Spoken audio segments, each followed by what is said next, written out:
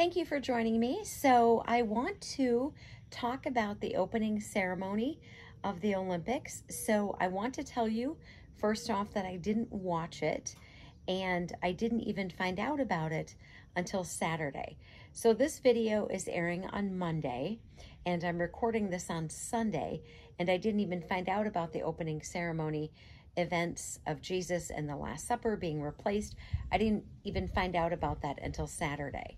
And then with events with assisting with a family member who was ill, I had no chance to record anything to have it air on Sunday, the day after I found out about it. So I'm recording today, Sunday. It's airing on Monday.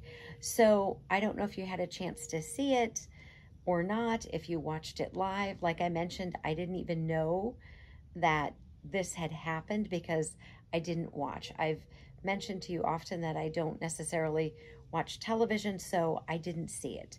Had I known they were going to do it, I would have watched, because I would have loved to have seen the whole country of France be struck by lightning. So there's a couple places in scripture that you can go to read about the Last Supper. In Mark, it's chapter 14. In Luke, it's chapter 22. And in John 13, the Last Supper is there, and it goes on also to talk about washing the disciples' feet. What I'm going to read for us today is from Matthew 26, and this is starting in verse 17. Now on the first day of the Feast of Unleavened Bread, the disciples came to Jesus, saying to him, "Where do you want us to prepare for you to eat the Passover?" And he said, "Go to the city, a certain man, and say to him, 'The teacher says, my time is at hand. I will keep the Passover at your house with my disciples.'" So the disciples did as Jesus had directed, and they prepared the Passover. When evening had come, he sat down with the 12.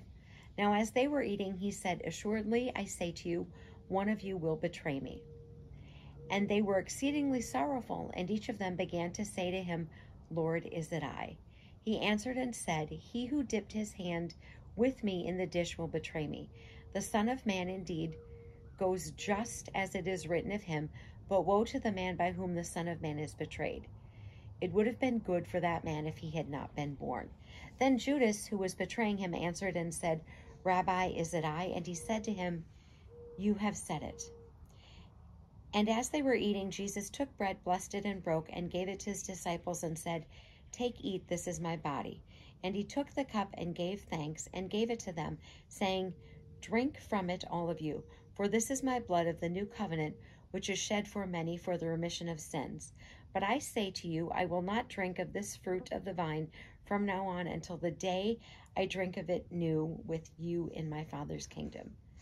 And when they had sung a hymn, they went out to the Mount of Olives. And then it goes on to talk about Peter's denial and Jesus's arrest.